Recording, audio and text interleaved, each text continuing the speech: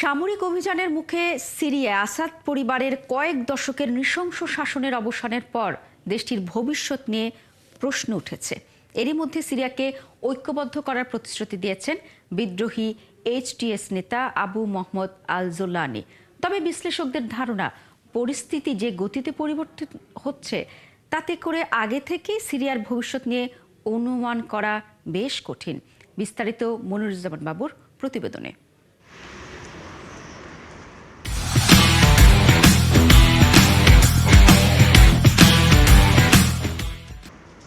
অনেকদিন পর আবারও সিরিয়ার স্কুলগুলোতে ফিরেছে প্রাণের ছোঁয়া।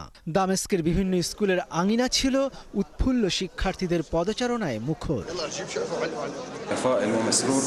আমি খুব খুশি। আমি ভয়ে রাস্তায় হাঁটতাম যে আমাকে সামরিক চাকরিতে ভর্তি করা হবে।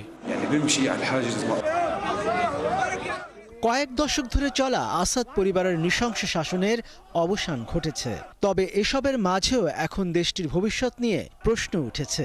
বিদ্রোহী এইচটিএস নেতা আবু মোহাম্মদ আল জোলানি সিরিয়াকে ঐক্যবদ্ধ করার প্রতিশ্রুতি দিয়েছেন।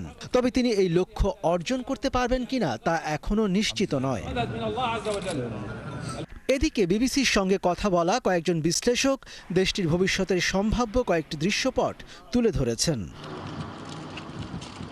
বিশ্লেষকরা বলেছেন, আসাদ সরকারের পতনের পর সবচেয়ে ভালো যে বিষয়টি ঘটতে পারে তা হলো দায়িত্বশীলভাবে দেশ শাসনের জন্য এইচটিএস অন্য বেসামরিক রাজনৈতিক গোষ্ঠীগুলোকে তাদের সঙ্গে কাজ করতে দেবে। সেক্ষেত্রে প্রতিশোধ এবং লুটতারাজের চক্রে পড়ে প্রতিবেশী দেশগুলো যে নতুন সংঘাতের দিকে এগিয়ে গিয়েছিল তা এড়িয়ে যুদ্ধ পরবর্তী সময়ে তারা জাতীয় মীমাংসার পথ তৈরি করতে পারে। অন্যদিকে আসাদ শাসনের মতো করেই স্বৈরাচারী উপায়ে এইচটিএসও ক্ষমতাকে একীভূত করবে এমন আশঙ্কাও আছে বলে মনে করছেন বিশ্লেষকরা।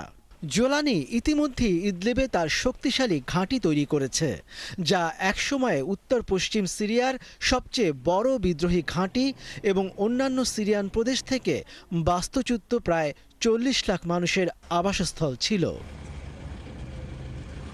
তবে এসব পরিস্থিতির বিপরীতে গিয়ে সবচেয়ে খারাপ যেটা হতে পারে সেটা হলো আরব বসন্তের পর অন্য দেশগুলোর মতোই বিশৃঙ্খল পরিস্থিতির সৃষ্টি হওয়া।